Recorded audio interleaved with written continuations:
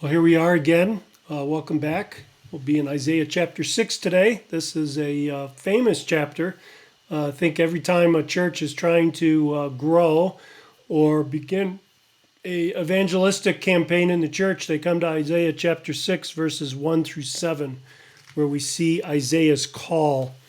The chapter opens with a time marker. Very clearly here, Isaiah lets us know that in the year that King Uzziah died, I saw the Lord sitting upon a throne. What year is that? Well, King Uzziah died in 539 to 540, so sometime during that year is when Isaiah saw this. So this gives us a important time marker in the book of Isaiah. And it also places this chapter chronologically before chapters 1 through 5. So as I mentioned earlier, that chapters 1 through 5 are kind of a prologue to the book. It sets the tone. We can consider it kind of an overture, giving us the scope of the book in just a few chapters, let us know where we're going. So that is why I think that this chapter is not placed at the beginning, but it's placed later. It kind of explains Isaiah's authority, explains where this message is coming from, and encourages and equips and edifies those who are listening to him, which will be important later as we get to the end of this chapter. But again, it's explaining kind of the nature of these first 5 chapters, that Isaiah is a man under commission from God who's been given a specific message for these people at this time. And we'll see that the message is twofold. Every sword has 2 edges, I guess. And it's going to harden those who are hardened. And it's going to be a revelation, a way of salvation for those who are humble and listen to his word. So we'll see that specifically as we go through this.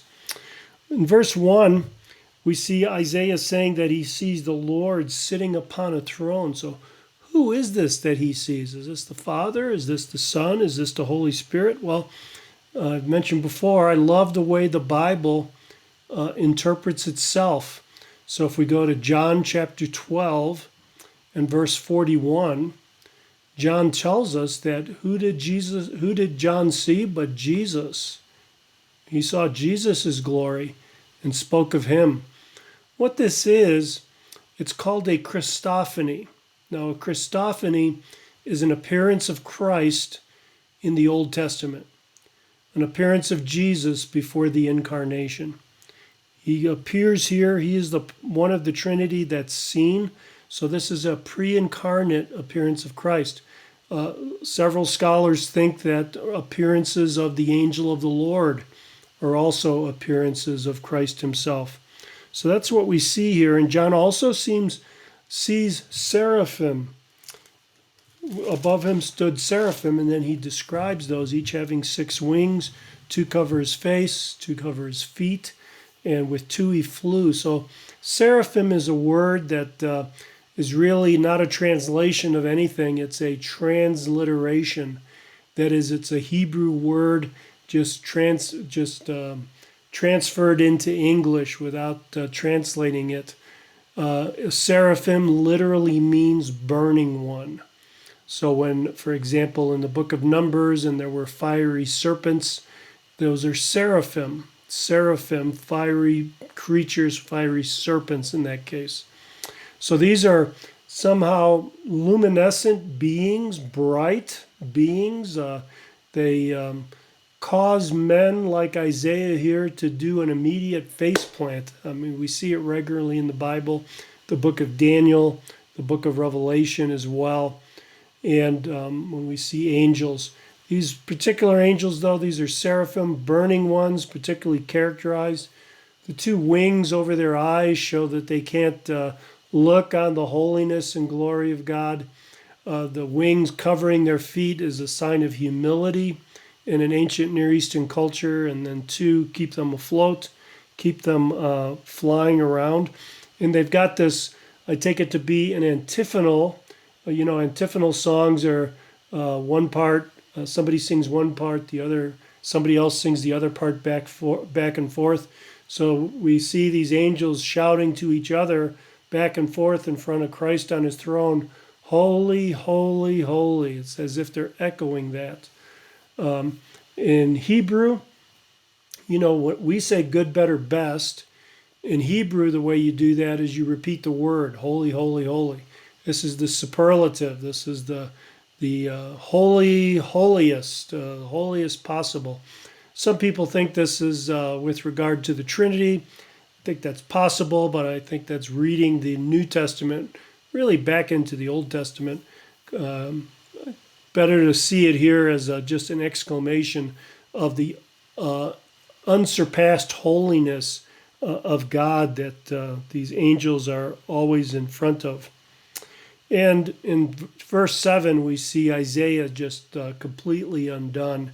I mean, in the presence of such a holy God, he becomes acutely aware of his own sin, of his own unrighteousness.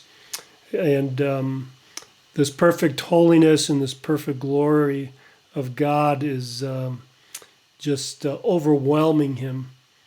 And he's purified. One of the seraphim flew to me, it says in verse 6, having in his hand a burning coal that he had taken with tongs from the altar, and touched my mouth and said, behold, this has touched your lips, your guilt is taken away, and your sin is atoned for. So by touching his lips, his guilt was taken away, his sin atoned for. Isaiah is set apart to God for holiness, set apart to God to serve him. Isaiah, I think, is saved. We'd call that in the New Testament. And then starting in verse 8, we see this commission given to Isaiah. In verse 9, first we ask for volunteers, and God asks for volunteers. Christ does. Isaiah says, here I am. Looks around. No one else there. Here I am. Send me. So Christ gives him this commission. He said, go and say to this people. So here is Isaiah's commission. He is to go to the people of Israel, go to the people of Judah and Jerusalem, and he is to speak to them. He is to say to this people. He tells them, keep on hearing, but do not understand. Keep on seeing, but do not perceive. Make the heart of this people dull and their ears heavy, and blind their eyes, lest they see with their eyes and hear with their ears, and understand with the hearts and turn and be healed. So Isaiah is not getting a great commission here, right? He is not getting a commission that says, hey, Isaiah, go out there and throngs are going to believe you, that you're going to have huge crowds following you about. Isaiah may have huge crowds, and they may be following him, but they're going to be accusing him of conspiracy with the enemy. He's going to be accusing him of having a message that's not from God. So what we see is a real paradoxical ministry here. The nature of his ministry is the prophetic word that he's going to speak is going to have the effect of closing the way of God to those who are rebellious and proud and hypocritical. What a ministry. On the other hand, for those who are humble, to those who acknowledge their spiritual deafness and their spiritual blindness, God is going to open the way for them. They're going to be that remnant that he's been talking about. The parables that Jesus spoke, interesting here that he's sending Isaiah out to speak in a certain way to harden people. These are the very things that Jesus did when he spoke parables. Parable of Jesus were to harden the hardened and to offer salvation to the humble in spirit. We see that in Mark 14, Luke 8, John chapter 12. In fact, in Matthew 13, verses 14 and 15, indicates that Jesus' words that he's speaking here to Isaiah are fulfilled in Matthew's gospel and Jesus' own ministry. Well, you might imagine if you're being sent out on an evangelistic mission and the Lord has just told you that it's not going to be very successful by worldly standards, you're going to ask, how long do I have to do this, Lord? How long is this going to go on? And that's what Isaiah does in verses 11 through 13. God answers that until there's devastation and deportation and really depletion in the land. In other words, he's telling Isaiah that you are going to go out with this message, Isaiah, and you're going to preach this message until judgment falls. That you're going to preach this message to my people until I have taken away the 90% and saved the 10%. Jesus, again, similarly in the parable of the soils, talks about out of 4 soils that the word falls on, only one is responsive. Only one is responsive. So it's always going to be a remnant. Verse 13 says specifically that a tenth remain in it. It will be burned again like a terebinth or an oak whose stump remains when it is felled. The holy seed is its stump. So even this 10% are going to go through the fire of purification, through the fire of challenge and chastisement. And out of that 10%, out of that small remnant that's going to be saved, will come this kingdom, this holy seed, and the stump will grow out of that. And again, we're talking about in the near term, we're talking about the holy remnant of Israel that God preserves in Judea and ultimately becomes the family of his Messiah.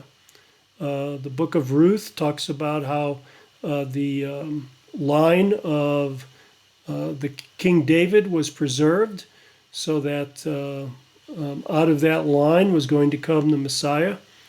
And we'll see that as we go through the other prophetic books as well.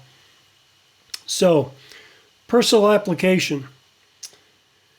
You know, our work and our ministry, our testimony to the truth, whether that's verbal or whether that's in our lives and what we stand for, is always going to have an impact, but it's only going to have a positive impact on a remnant of people, not on the majority, not on the large number of people, but always on that remnant of people that God has kept for themselves. So keep that in mind. Don't be discouraged. Don't give up. The Lord's warned us that the vast majority of people will not listen. And if they hear it, they'll turn away. Even within the church, I'm afraid to say that in the fullness of Revelation, we know that we're living in days of apostasy. And even within the church, among professing believers, there's only going to be a remnant. I'm reminded of that from Matthew chapter 7, verse 22, I think it is, where Jesus is talking about the final judgment of those he's going to, at the end of the tribulation, and people are going to come to him and they're going to say, Lord, Lord, didn't we do miracles in your name? Didn't we prophesy in your name? And Jesus is going to look at him and say, I never knew you. Well, so even within a church, even within the group of what's professing Christians, there's a remnant, only a small number, who really possess the Lord. And I'm confident, brothers and sisters, that you are among that remnant. I am confident that in your pursuit of God's word and love for his word that keeps you coming back to Isaiah day after day, you find confirmation of the fact and assurance from the Lord that you are among the remnant that he's keeping. So God bless you, and may you be confident today that all your righteous deeds, all your righteous words are not wasted, but rather are invested in the lives of the remnant that God has selected. God bless you.